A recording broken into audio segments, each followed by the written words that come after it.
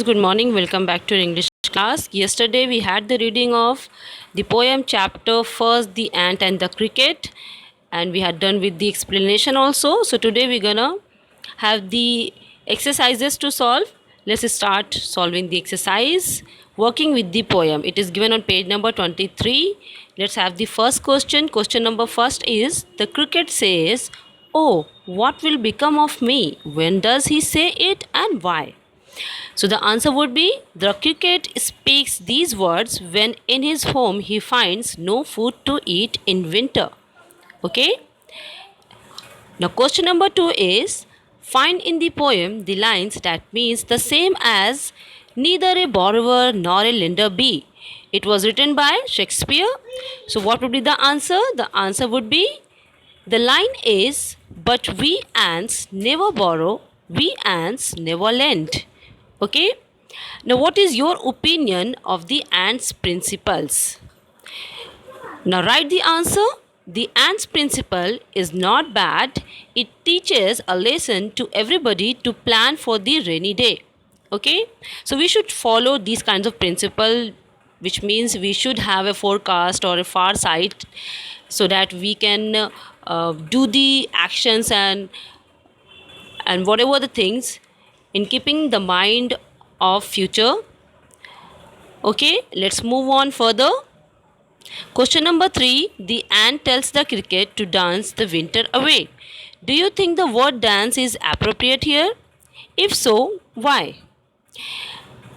Answer would be the word dance here means merry making and wasting time. It is appropriate here because the irresponsible cricket does not deserve any sympathy. Okay, now let's move on further with question number 4. Which lines in the poem express the poet's comment? Read them aloud. Now write the answer. The poet's comment is expressed in the last two lines. When he says, folks call this a fable, I will warrant it true. Okay, so here the poet is describing his own feelings towards from these lines, as he said that folks call this a fable and I will warrant it true. Okay, let's move on. Question number 5, but we should